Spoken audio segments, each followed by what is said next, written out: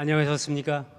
이 강의를 시작하기 앞서서 나의 신통일 한국론 강의다라고 이름을 붙여본 이유는, 나의라는 것은 이제 우리 세계본부와 진성배 원장님께서 만들어주신 방대한 자료와 그 책 또 내용 컨텐츠를 이제 우리 신통일 한국론을 국민운동화하는데 필요한 각자의 강사 양성을 위해서 제가 생각해 본 강의안을 여기서 그 1단을 말씀드린 걸로 해서 제목을 나의 신통일 한국론이다. 그러니까 여러분들이 시비를 별로 불지 못합니다, 저한테.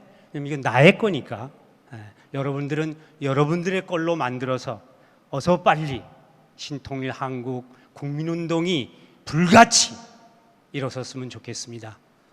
때도 왔고 정말 시기가 많이 다가온 것 같아요. 또 그렇게 하고 새로운 징조들, 시대적인 징조들이 너무나 섭리적으로 가까워온 때 여러분들의 이제 국민운동을 불뿌리서부터 시작할 수 있는 그런 일이 진행됐으면 좋겠고, 그래서 나의 신통일 한국론은 방대한 자료와 내용을 축약해서 제가 이해하는 바에 따라서 신통일 한국의 비전과 이념이라고 하는 제목으로 말씀을 드리는데, 시간이 너무 촉박하기 때문에 준비한 것을 다 하지 못하더라도 참조하시기 바랍니다. 어떻게 시작할까? 강의를 국민운동을 통해서 이제 풀뿌리 많은 민초들에게, 우리 백성들, 국민들에게 시작하는데 어떻게 시작하면 될까? 이 인트로가 굉장히 중요하거든요, 신통일 한국론에서. 그래서 저는 몇 가지 전제를 하는데 이것이 좀 시간이 없습니다. 먼저 통일에 대한 한국 국민의 의식조사를 한 것이 있어서 세계일보에서 한 겁니다만은 거기서 두 가지 견해만 잠깐 좀 시작으로서, 인트로로서 흥미를 유발시켜야 되니까 이걸 했습니다. 먼저 통일 시기에 대한 견해죠. 통일 시기에 대한 경위는 공론조사를 통해서 조사한 바에 의하면 대부분 10년 이후, 그러니까 20년 사이 또는 30년 사이에 이루어졌으면 좋겠다, 이런 견해가 있어요. 이것은 여론조사니까 우리 그렇습니다. 더 중요한 것은 통일에 대한 입장이죠. 통일에 대한 입장은 공론조사에 따르면 73.5%라고 하는 많은 사람들이 서두를 필요가 없다, 이렇게 조사가 되어 있습니다. 그러니까 지금 통일은 우리들의 마음처럼 급박스럽게 또는 불같이 또는 도둑같이 임하는 것이 아니라, 우리들의 마음 속에는, 우리 국민 속에는 그렇게 천천히 그리고 잘 준비해서 서두를 필요 없이 해보겠다라고 하는 것을 먼저 인트로로 시작을 하면서, 통일에 대해서는 통일 선진국이 있습니다. 선진국이라는 말이 잘났다는 말보다 먼저 이룬 나라가 있죠. 우리가 참조해 볼 만한 노력은 독일 통일에서 배울 수밖에 없습니다.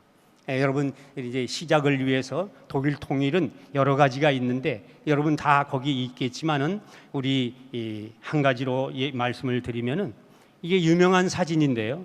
이스트 갤러리라고 하는 그 베를린 외곽에 있는 소위 장벽 위에 그린 벽화들인데, 러시아화가 드미트리 브루베르라고 하는 사람이 형제의 키스다, 이렇게 해서 얘기를 했는데, 여러분 알다시피 왼쪽 사람이 브루즈네프고 또 오른쪽 사람이 호네커 수상입니다. 동독 수상이죠. 이 사람이 이렇게 좀 우리가 볼 때는 참 이해하지 못하는 키스를 하고 있어요. 그런데 이것은 소련에서는 아주 친밀한 사람들끼리는, 남자끼리도 입맞춤을 한답니다.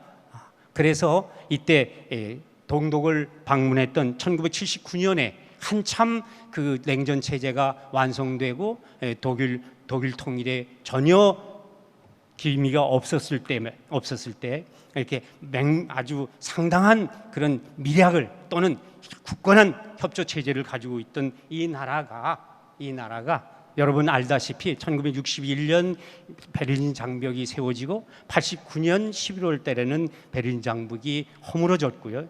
90년 10월 3일 날 드디어 통일이 됐다는 것은 기억할 수 있습니다. 자, 제가 이건 뭐 독일 통일을 자세하게 말씀드릴 필요는 없고요.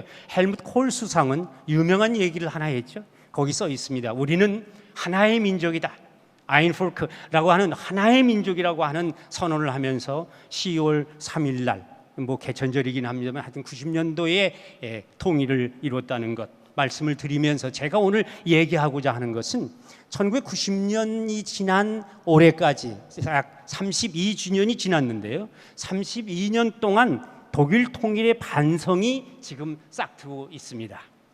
독일 통일은 우리가 생각하고 온 것과는 달리 또는 우리의 준비 상황과는 달리 거의 완벽한 통일이었다고 얘기되어집니다. 그러나 30년이 지난 오늘 모든 독일을 연구하고 있고 독일 사람들은 오늘 신음하고 있다.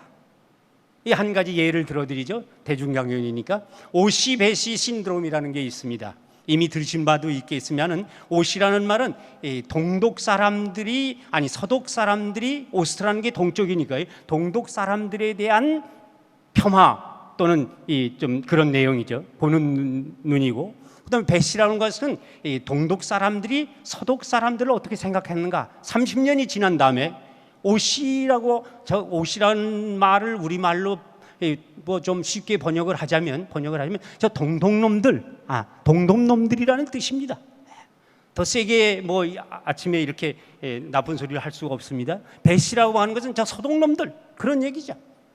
30년이 지난 다음에 독일 통일이 정치적이고 경제적인 공동체를 이루어서 완벽한 통일을 이루었음에도 불구하고 내적 통합 또는 이 사회 통합, 소셜 인티그레이션이라고 하는 이 사회 통합이 이루어지지 않았다. 그런 거죠. 어떻게 폄하합니까? 뭐 쉽게 우리가 알다시피 자본주의 체제 속에서 살아온 서독 사람들은 동독 사람들을 볼 때 첫째 게으르고 모든 것을 다 사회주의처럼 정부에게 뭔가를 해결해 달라고 그러고 저는 아무것도 안 하는 이런 엉망진창의 인성을 갖게 됐다고 보고, 동독 사람들, 서독 사람들을 볼 때 저 자본주의 체제 속에서 살아왔기 때문에 너무나 탐욕스럽고 거만하고 교만하고 돈만 알고 뭐 이런 놈들이니까 저 참 틀려먹었다. 그래서 제가 이 자리를 자세하게 말씀을 드릴 필요는 없고요. 결론이 뭐냐면 30년이 지난 다음에 독일 통일에 대한 결론이 그렇게 철저하게 준비했음에도 불구하고 어떻게 두 체제가 전혀 다른, 얼굴이 비슷하고 말이 통한다고 해서 같은 사람이 아니라 전혀 다른 체제의 다른 사람들이 어떻게 함께 살 것인가 하는 문제를 더 심각하게 고민해야 되겠다. 이런 결론입니다. 다시 말씀드리면 공유할 수 있는 가치관의 문제로 환원되었다는 겁니다. 30년이 지난 다음에 그렇게 완벽한 통일을 이루고, 소위 여러분들이 알다시피 서독에서 동독에다 뿌린 돈이 약 3,000조에 달한다고 합니다. 그래서 겉으로 보면 굉장한 발전을 이루었지만은 지금 현실에서 동독 사람들이 그 생각하는 통일, 심리적인 박탈감 이런 것들 때문에 결국 동독 통일이 아니 독일 통일의 문제는 뭘로 환원됐냐면은 어떻게 함께 살 것인가를 더 고민하고 더 철저하게 준비했어야 된다. 이런 얘기로 환원됐다는 겁니다. 그러니까 우리 말로 하자면 공유할 수 있는 비전과 이념을 빨리 구축해 놓고 그것을 훈련시키고 실천해냄으로써 보다 더 통일 이후에 사회 통합을 진정으로 준비하고 철저하게 했어야 되는데 그것이 안타까워서 지금 현실적으로는 여러분 알다시피 동독이나 독일의 아주 극우적인 그런 그 좌파와 우파가 생성이 됐고요. 그 한 예로 히틀러의 망령이 다시 떠돌기도 하고, 또 동독에서는 소위 얘기해서 과거를 회상하는 오스탈기라고 하는데 오스트 플러스 노스텔지아라는 말을 합쳐서 오스탈기라고 하는 말은 과거를 회상하는, 그래서 다시 공산주의 또는 공산당이 부활되고 있는 이런 현실을 보게 됩니다. 이렇다면 우리가 이제 여기서 내리는 결론은 중요한 겁니다. 과연 신통일 한국론은 이제 본론으로 들어가는 거죠. 신통일 한국론은 무엇을 얘기하고 무엇을 말할 수 있어야 하는가? 적어도 저의 견해로는 적어도 통일 한국이 이루어지면 어떤 비전의 나라, 어떤 비전의 사회, 어떤 비전의 가정과 개인이 이루어질 것을 우리가 원하는 것인가, 그것을 생각해야 되고요. 또 중요한 것은 그것을 말하면서 우리가 이 신통일 한국론을 얘기할 때 그 점 바로 독일 통일에서 배운 것처럼 지금부터 신통일 한국의 비전과 이념을 국민교육을 통해서, 국민운동을 통해서 우리 국민 남한 사람들에게 철저하게 좀 준비시키고 실천해내는 그러한 가치관의 문제, 가치교육의 문제를 지금 빨리 제안해야 되겠다, 이런 생각이죠. 여러분, 우리가 참 다문화에 관한 얘기를 잠깐 여기서 시간이 없지만 말씀을 드리면, 제가 다문화를 살아볼 때 남한 정책이 잘못된 것 중에 하나가 남한 사람들, 남한에서 있는 우리 남한국에 있는 그 어린 친구들이 다문화에 비하면 지금 250만 밖에 되지 않으니까요, 99% 이상이 한국 학생이거든요. 그 한국 학생들이 차별하면 차별하는 거지 그 소수가 대다수를 차별할 수 없습니다. 마찬가지처럼 이 남한, 지금 우리 남한국의 이 국민들 전체를 지금 빨리 공유할 수 있는 가치관을 세우고 정립하고, 그 가치관을 신통일 한국의 비전에 녹아내서 그걸 교육하고 훈련하고 실천해내는, 그래서 자리 잡게 해서 독일 통일이 이루지 못한 아쉬운 점, 그것을 우리가 지금부터 준비할 수 있어야 된다는 것이 저는 신통일 한국 국민운동의 핵심이 아닐까, 이렇게 생각을 해봤습니다. 여러분, 신통일 한국은 다 알다시피 우리 새로운 비전을 갖고 있는 거기도 하지만은 얼티밋 리얼리티, 말하자면 하나님 중심의 통일 한국을 이루고자 하는 거 아닙니까? 그렇다면 이렇게도 바꿔서 얘기할 수 있죠. 통일 한국이라고 하는 것은, 신통일 한국이라고 하는 것은 하나님께서 하는 종교적 이상 세계가 한반도에 세워진 것이라고 얘기할 수 있습니다. 그래서 제가 다시 말씀드리면 이 점 굉장히 중요한데요. 다시 신통일 한국론이라고 하는 것을 말씀을 드리면, 신통일 한국엔 두 가지가 있습니다. 과정과 실현 과정과 실현 이후를 얘기하는, 다시 말씀드리면 통일에 대한 실현의 문제 그 얘기가 있고, 두 번째는 통일 이후에 관한 얘기인데, 우리가 할 수 있는 것, 신통일 한국론이 지금부터 준비하고 이야기할 수 있고 말할 수 있는 것은 바로 통일 이후를 우리가 담당해야 되겠다, 이런 것이 제 생각입니다. 그래서 우리가 신통일 한국의 비전과 이념을 세 가지로 정리해 봤습니다. 엄청난 자료와 컨텐츠를 우리가 가지고 있는데 저의 견해에 따라서 세 가지로 요약해 봤어요. 이거 다 전달할 수가 없으니까. 첫째, 국가적인 비전이 필요합니다. 국가적인 비전. 신통일 한국이 이루어지면 어떤 국가를 지향하고 어떤 국가가 이루어질 수 있는가, 이런 것들을 우리 국민들에게 그렇게 얘기함으로써 공유할 수 있는, 참 좋은 세계다, 좋은 국가가 이루어지는구나 하는 것을 빨리 마음속에 자리 잡고 거기에 입각해서 살아낼 수 있도록 얘기되어지리라고 봅니다. 국가적인 비전만 있어서는 안 됩니다. 더 우리 국민들은 통일이 이루어질 때 몸소 느낀 바가 있어야 되기 때문에 사회적 비전도 있어야 됩니다. 어떤 사회가 이루어질 것인가 하는 것을 비전을 얘기하고, 그것을 이룰 수 있는 이념을 구체적으로 빨리 제시해 주어야 우리 한국민들이 정말 독일 통일에서도 이루어지지 못한 내적 통합, 사회 통합, 심리적 통합을 굳건하게 이루어낼 수 있는 게 아닌가. 거기다가 그것의 사회와 국가의 비전의 기초가 된다고 하는 우리의 견해, 가정, 물론 개인을 포함한 가정입니다. 이 가정에 대한 사회적 비전과 이념이 있어야 되겠다고 하는 것 세 가지를 우리가 국민운동을 통해서 아주 자리 잡게 해야 되지 않겠는가, 이런 생각을 합니다. 국가적인 비전은 영세평화국입니다. 우리 한학자 총재님께서 여러분 알다시피 우리 유럽 세계 선교 50주년을 기념해서 오스트리아에서 발표하신 그 내용을 보면 영세평화국이죠. 영세 평화 국가가 한국이 이루어지는 한 신통일 한국이 이루어지면 영원히 평화를 주장하고 평화가 안착된 그런 국가적 비전을 가지고 있다. 그러면 그 국가적 비전에 해당될 수 있는 이념이 있어야 되거든요. 그 이념이 신평화주의라고 저는 이름을 요약을 해봤습니다. 이때 말씀드리는 신은 역시 우리말 하나님 중심의 평화주의죠. 인간적인 평화주의, 상대적 평화주의가 아니라 평화의 본질을 얘기하고 평화의 절대적 기준을 얘기하는 신평화주의를 저는 이념을 가지고 있습니다. 우리 신통일 한국론의 강점이라고 한다면 한 가지가 있습니다. 그것은 단순히 비전과 꿈을 얘기하는 것이 아니라 그것을 이야기할 수 있는 이데올로기, 통치 이념을 갖고 있다. 이거 굉장히 중요한 거거든요. 그 이념이 있어야 정책이 만들어지고 그 정책을 통해서 구체적으로 한반도의 사회 통합을 이뤄낼 수 있기 때문에 그렇습니다. 그렇다면 사회적 비전은 무엇인가? 그것은 우리가 알다시피 신문명이라고 일컬어지는 소위 공생공영 공의사회라고 제가 말씀을 드려봤습니다. 그래서 그 공생공영 공의사회는 공생공영 공의주의라고 하는 실천적 이념을 가지고 있기 때문에 모든 정책과 내용을 구체적인 내용을 삶의 방향성을 제시할 수 있고 그렇게 훈련시킬 수 있다.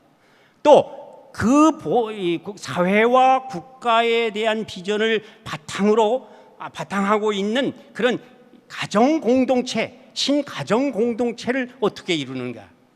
한학자 총재님께서는 여러분이 익히 알다시피 하늘 부모님 성회라고 하는 거룩한 하늘 부모님을 모시고 살아가는 거룩한 공동체, 커뮤니티를 말씀하셨기 때문에 그 신가정 공동체를 어떻게 비전으로 갖고 있고 그 비전을 이룰 수 있는 신가정주의라고 하는 것이 있구나 하는 것을 설득하고 이야기하고 또 그렇게 이념이 있어야 그대로 살아보는 거니까요. 그렇게 얘기를 해봤으면 좋겠다. 이것이 정과학 전체적인 윤곽입니다. 이 세세한 내용을 하나하나씩 짚어나가야 되겠는데 제게 준 시간이 얼마 남지 않았기 때문에 제가 간단하게만 말씀을 드리겠습니다. 먼저 영세평화국이 상당한 이 내용을 가지고 있죠. 영세평화국 국가적인 비전인데 지금은 평화를 모색할 때죠.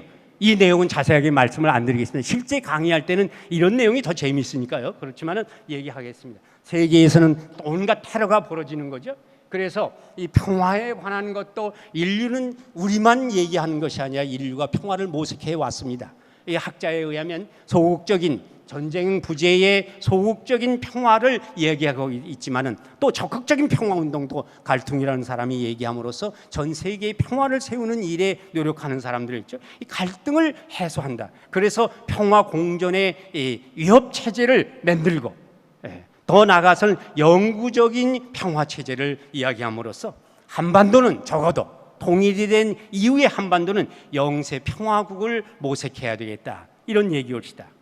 여러분 영세 평화국과 혼돈된 개념이 하나 있습니다. 영세 중립국이죠. 근데 영세 중립국은 사실은 우리 한학자 총재님께서 오스트리아에서 발표하신 것처럼 영세 중립국을 넘어서야 되는 거죠. 왜냐하면 영세 중립국이라고 하는 말 자체가 냉전의 산물이기 때문에 그렇습니다. 그런데 거기서 배울 바가 있습니다.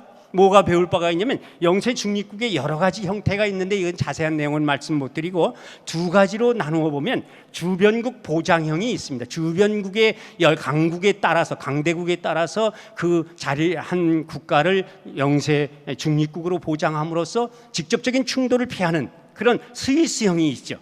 그런데 전쟁 이후에 이 독특한 우리가 국가가 영세 중립국이 탄생됐는데 그것은 자국주도형 오스트리아입니다. 이건 쉽게 말씀드리면은 이제 2차 대전을 경험한 이후 오스트리아는 얼떨결에 독일에 편입됐다가 패전국이 됨으로써 엄청난 경제적 손실과 국가적 위기를 경험했기 때문에 이제는 누가 뭐래도 나는 평화국으로 살겠다, 중립국으로 살겠다 이런 선언입니다. 그런데 그것이 다행히도 국제적인 그 호응을 얻음으로써 여기 오스트리아 빈에 가보신 분이 있겠지만은 수많은 이 국제기구가 들어와 있고 그것에 대해서 공격을 한다고 하는 건 곧 세계 전쟁을 유발하기 때문에 그래서 우리나라도 와서 빨리 제-UN 제5사무국을 유치해야 된다는 당위성을 갖고 있는 겁니다. 그래서 우리가 오스트리아는 자국 주도형입니다. 이거 굉장히 중요해요. 자국 주도형은 아까 러시아 학자께서 얘기했는데 그 상당한 반론도 있을 것 같습니다. 보니까 뭐냐면은 러시아는 한국의 통일을 지지하는 것처럼 얘기하고 역사적으로 했는데 그것은 보는 견해에 따라서 달라질 수도 있습니다만 아주 독특한 것을 알게 되었습니다. 그러나 우리를 에워싸고 있는 이 사강국이 우리 한국의 통일을 바라지 않는다고 하는 것은 여러 가지 국제 정치적으로 얘기되는 바가 있습니다. 그래서 이제는 우리가 정말 우리의 국력과 시대의 운과 국운과 합쳐서 얘기할 수 있다 그러면 여러분 우리가 통일이 된 이후에 영세평화국을 선언하고 우리가 이렇게 살겠다고 주도적으로 주창할 수 있는 국가의 여러 가지 내용을 얘기할 수 있지 않겠습니까? 그것이 바로 영세평화국입니다. 자국 주도형 영세평화국을 이야기함으로써 우리는 얼마든지 얘기할 수 있고요. 자꾸 이것을 얘기해야 되는 이유 중에 하나는 독일 통일에서 배운 것처럼 통일이 되면 가장 유럽이 염려했던 것 중에 하나가 2차 세계대전 이후에 강력한 독일이 될 것이라고 하는 그 힘의 분배 때문에 굉장한 염려를 했는데 그것을 끊임없이 독일이 주체적으로 얘기해 왔습니다. 절대 그렇지 않을 것이다. 그래서 일본과 달리 우리가 그 전범에 관한 처리도 그렇게 반성하고 매번 하는 것은 다 사실 또 다른 차원에서 보면 민족성의 문제가 아니라 또 다른 차원에서 보면 국가 전략 중에 하나였거든요. 그래서 독일은 주위에 있는 모든 국가들, 유럽의 국가들로부터 통일해도 괜찮겠다 이렇게 얘기할 수 있는 겁니다. 그것처럼 우리도 우리의 국운이 상승되고 국력이 신장되고 여러 가지 지금 요새 난리인데 이런 것들이 얘기되면 이거 남북이 합쳐지면 엄청난 자기네 나라 국가를 위협할 수 있는 국가도 되겠다. 이런 인상을 주면 안 되고 우리는 통일의 목적이 영원히 평화를 이루는 영세 평화국을 지향하고 있다. 이런 것들을 자꾸 자국 주도형으로 우리 국민 스스로가 국민 모두가 입을 열면 그 얘기를 빨리빨리 하고 주변국에도 끊임없이 설득시켜 나감으로써 자국 주도형의 영세 평화국을 이룰 수 있는 것이다. 그렇다면 이것을 이룰 수 있는 국가의 이념이 무엇인가? 이념이 있음으로써 우리는 이것을 실천할 수 있기 때문에 그렇습니다. 평화주의에 관한 얘기가 많습니다만은 신평화주의 한 가지 말씀을 드리면은 여러분 이것은 우리의 사상이죠. 신평화주의에는 세 가지 부류가 있는데 먼저 신본 사상이라고 제가 요약을 해봤습니다. 이 신본 사상은 신본주의가 있어 왔습니다만은 인본주의하고 달리 인본 사상과는 달리 신본주의인데 그것도 새로운 신본 사상, 하나님을 중심 삼은 새로운 신본 사상이 나와야 되겠다. 이런 얘기를 자세하게 말씀드릴 수 있는 시간을 없어서 참 걱정이긴 합니다만은 여긴 지도자들이고 강사들이기 때문에 익히 알 수 있고 제가 썼던 논문도 있고 있으니까 참조하시기 바랍니다. God 퍼시피즘이라고 하는 것은 참사랑 사상이 바탕이 되는 것은 알고 있습니다. 특별히 문선명 총재께서 강조한 타사상이라고 하는 생각, 남을 위하는 것이 곧 나를 위한 것이라고 하는 이 사상이 이 신평화주의에 있음으로써 우리는 이런 사상을 내 삶 속에서 구현시키고 그것을 통해서 우리가 영세평화국이라고 하는 국가적 비전을 신통일 한국에 녹여낼 수 있다 이렇게 생각을 합니다.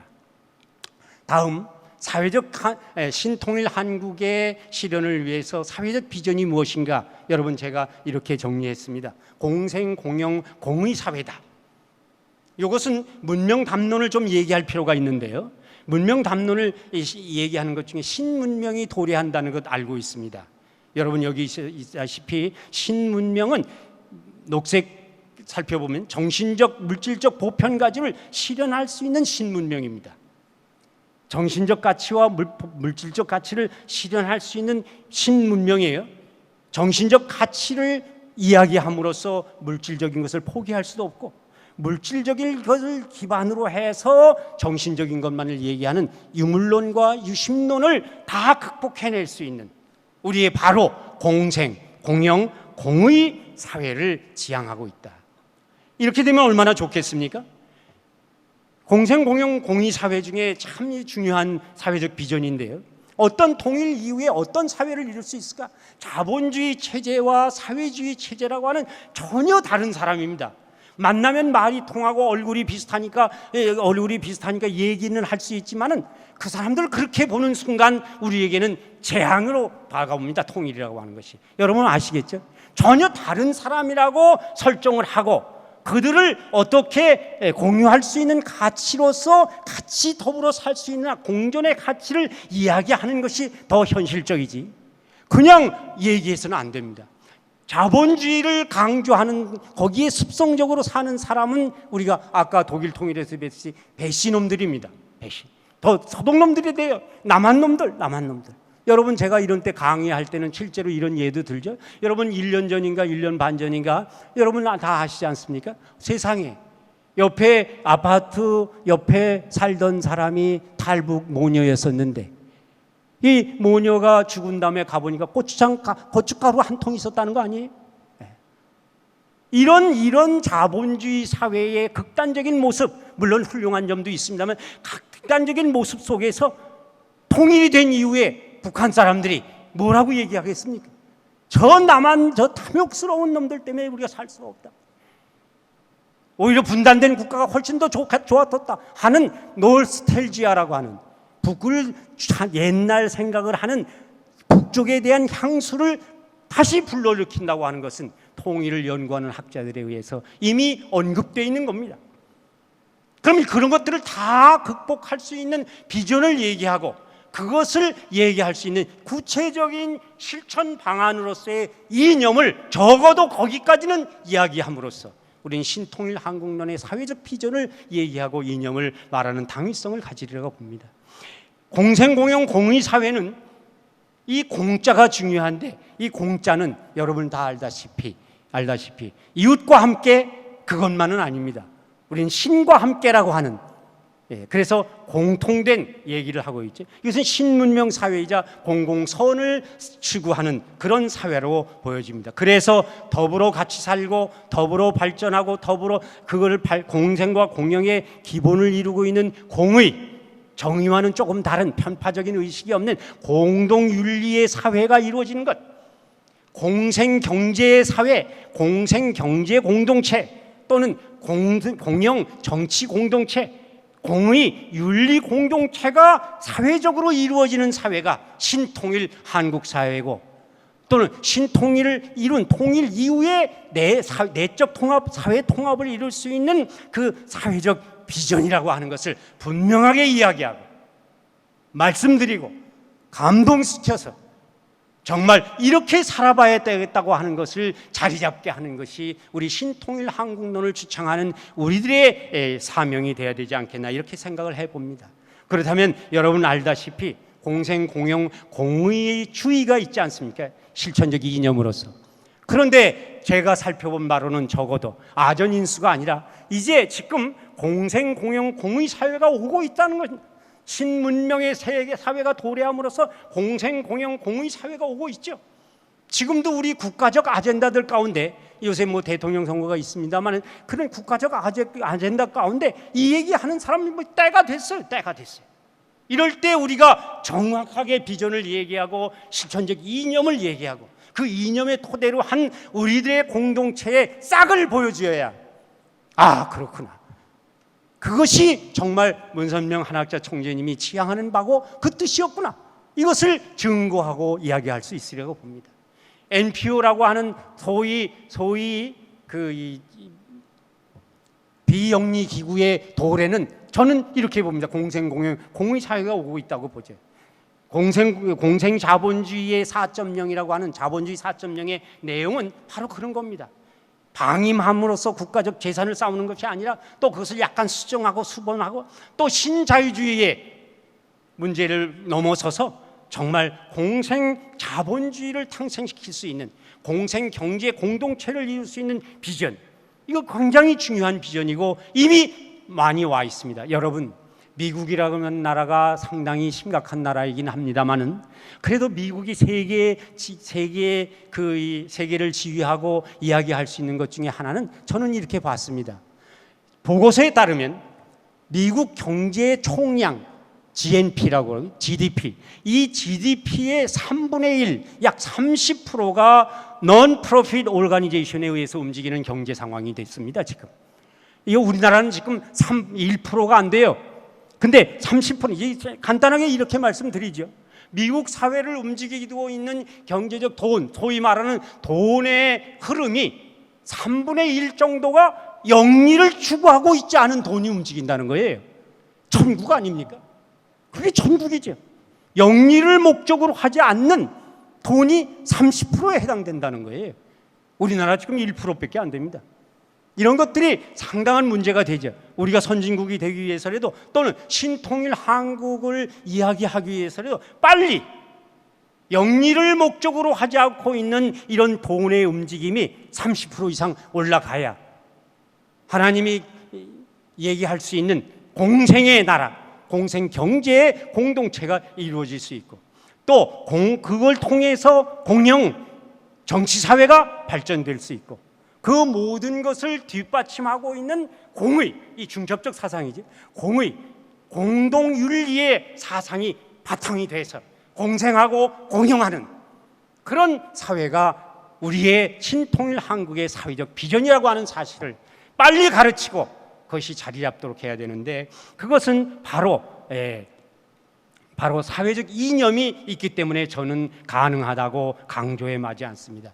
다시 말씀을 드리면은 새로운 사회 질서가 지금 팬데믹 때문에 새로운 질서는 공동체화의 질서라고 한마디로 얘기할 수 있는데 여러분 제가 여기 제시한 것처럼 이제는 공생 공의 윤리 사회를 바탕으로 해서 공생 경제 사회, 공생 정치 사회를 이루어내는 비전을 갖고 있고 그에 대한 이념으로서는 우리가 얘기를 이렇게 해야 될 것 같습니다. 그 공생, 공영, 공의주의가 있음으로써 얘기할 수 있고 그것에 대한 구체적인 정책과 전략과 내용을 우리가 빨리 우리 공동체에서부터 우리 신앙 공동체부터 벌써 싹을 뿌리고 잉태시키고 그것을 육성해서 사회에 보여주기도 하고 또는 사회와 연대해서 공생, 공영, 공의 사회를 비전으로 하는 신통일 한국에 참여할 수 있도록 유도하는 것이 우리가 신통일 한국의 국민운동이 아닌가 이렇게 생각을 해봅니다.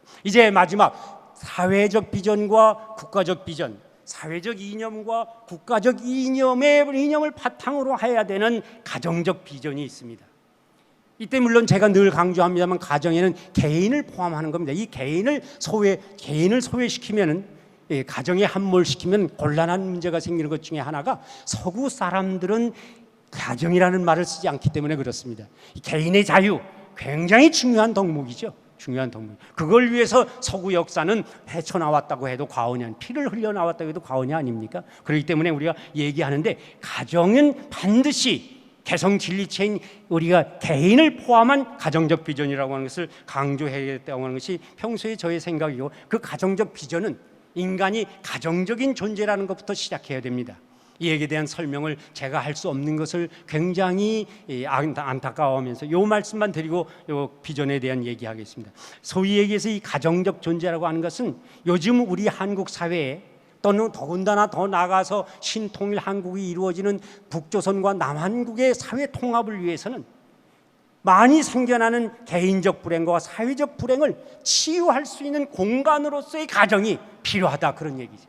이 가정이 잘 서지 않으면 개인적 불행도 사회적 불행도 어디 가서 치유할 수 있는 길이 없어요. 이것이 지금 통일 한국이 이루어진 통일 이후에 우리의 남북의 사회를 볼 때는 이거 더 심각합니다. 그래서 우리가 이미 여러분 알다시피 한학자 문선명 총재님께서 쭉 해온 이 신가정 공동체 운동이 이제는 굉장히 중요한 거죠. 이 가정은 바로 이런 거죠. 개인의 완성이고 사회의 출발이다. 이런 사회 완성의 출발이라고 하는 점을 강조하면서 우리가 이야기를 했는데 신가정은 어떻게 이루어지나 이것은 이미 여러분 아시기 때문에 넘어가 보겠습니다. 그래서 이제 그 사회적 비전은 신가정 공동체라고 하는 것 말씀을 정리를 해봤습니다. 이 말씀이 좀 생소할지도 모르겠습니다만은 저는 신가정이 공동체를 지향해야 된다. 그것도 거룩한 공동체, 성회로 발전시켜야 되겠다. 이런 말이죠. 자, 그래서 더 넘어가 보면 이것을 이룰 수 있는 이념이 있어야 되는데 그것을 신가정주의라고 명명해 봤습니다. 여러분, 가정주의라는 말은 문선명 총재님께서 하신 말씀 중에 하나입니다. 이제부터는 우리는 가정주의자다, 이런 말씀이 우리가 있죠. 그 훌륭하신 탁월한 견해라고 말씀드리는데, 이제는 신가정을, 하나님을 중심으로 하는 그런 참 사랑의 가정을 이루는 것이 이데올로기로 정착돼야 된다, 그런 말이죠. 안착돼야 된다. 그것이 단순히 무슨 하나의 이상과 한 가정의 꿈으로 얘기돼서는 안 되고, 이 사회가 모두 신가정으로 이룬 하나님을 모시고 살아가는 거룩한 공동체로서의 가정을 현실화시키고 실천해내는 그런 작업이 있어야 되고, 그것을 이루는 것이 신가정주의라고 얘기합니다. 한 말씀 드리면 신가정주의는 거기에 도표에 있는 것처럼 개인의 신가정화가 필요합니다. 이 개인이 가정을 전제로 하지 않기 때문에 서구 사회의 문제가 이 팬데믹 시대에도 이러지 않았습니까? 여러분 잘 알다시피 그저 자기 개인의 자유를 위해서 마스크를 쓰지 않고 코로나를 전염시키는 일들, 우리 한국은 그렇지 않고 굉장히 남을 배려하는 공동체 정신이 예로부터 있었기 때문에 그것을 흑색 눈으로 보다가 요즘에는 K-방역의 성공으로 그런 말이 없어지지 않았습니까? 또 사회도 신가정화가 필요합니다. 사회를 하나의 가정으로 볼 수 있고, 그래야 참 사랑을 실현할 수 있는, 곳곳에 스며드는 그런 참다운 이상을 실현할 수 있기 때문에 이 여기에 대한 것은 말씀드리는데, 개인의 신가정화는 가족 이기주의를 극복하는 겁니다. 여러분, 이것은 굉장히 중요한, 가족 이기주의라는 것을 극복해야 되는 이유는 너무나 엄청나죠. 여러분, 정치계에서도 결국 자기 가정 때문에, 자기 가족 때문에 낙마하는 사람이 한둘이 아닌 것을 우리는 봐오지 않았습니까? 여러분, 그렇지 않으면 자기 자식에게, 요즘은 수법이 발달해가지고 뇌물도 자식 세대가 은근히 훔쳐서 주는 것도 있더라고요. 그런 것들이 다 가족 이기주의를 극복하지 못한 사회 현상인데, 이 가족 이기주의가 살아있는 한 신통일 한국이 이루어진다면 사회 통합은 절대로 이루어질 수 없는 것을 분명히 해야 되겠습니다. 그래서 여러분, 이런 것들을 자세하게 논할 수 있는 시간은 나중에 기약하기로 하고, 그래서 우리가 다시 한번 말씀드리면 신통일 한국의 비전과 이념은 영세평화국이고, 그것을 이룰 수 있는 이념은 신평화주의라고 일컬어 얘기할 수 있고, 공생공영 공의 사회가 신통일 한국의 사회적 비전이라고 하면 그것을 이룰 수 있는 이념은 공생공영 공의주의고, 신가정 공동체가 가정과 개인과 가정을 포함한 신통일 한국의 비전이라고 한다면 그것을 이룰 수 있는 신가정주의가 있음을 기억하고 이것을 빨리 설득해내야 되겠다 하는 것이 우리 국민운동의 일이 아니냐. 한 가지 1분 45초밖에 남지 않았기 때문에 제가 빨리, 그렇다면 과연 누가 이루어야 되는가 하는 말씀을 드림으로써 말씀을 마치겠습니다. 여러분, 신통일 한국을 실현하고 통일 이후에 많은 것들은 정부가 합니다. 정부가. 그러니까 우리의 정부에 영향을 미쳐야 돼, 이런 방향으로 가야 된다는 걸 해야 됩니다. 그걸 위해서 세계본부가 너무나 많은 노력을 한 것, 저는 정말 쌍수를 들어서 환영합니다. 그럼에도 불구하고 이 민간의 운동도 굉장히 중요하다 하는 것을 제가 말씀드려야 되고요. 그래서 신통일 한국을 이루는데 이런 것들을 다 포함해서, 비전과 이념을 포함해서 실천해내는 어떤 그런 이 교육과 운동과 봉사의 활동이 있어야 되겠다고 하는 것을 말씀을 드리면서, 이제 우리는 이렇게 얘기해야 됩니다. 여러분, 우리 문선명 총재님이나 한학자 총재님의 가장 중요한 한마디 말씀을 드린다면, 그분은 이상주의자도 아니요 현실주의자도 아닙니다. 이상주의에 함몰되시는 분도 아니고, 그래서 현실을 무시하는 사람도 아니고, 현실만을 중요시 여기서 이상을 포기하시는 분도 아닙니다. 그분은 제가 말을 만들기도 했습니다만 실현주의자라. 실현주의, 리얼라이제이셔널리즘이라고 하는, 비저니스트라고 하는 이 실현주의가 되어야 되겠다. 이상을 이루되 현실을 현실을 무시하지 않고 그 현실 속에서 이루어나가는 이상주의자로서의 모습으로서 실현주의라는 말을 쓰고 싶고, 우리 모두가 실현주의자가 돼서 신통일 한국의 비전과 이념을 빨리 교육하고 실현해낼 수 있는 우리가 되기를 바라면서 이제 시간이 돼서 모든 강의를 마치겠습니다. 고맙습니다.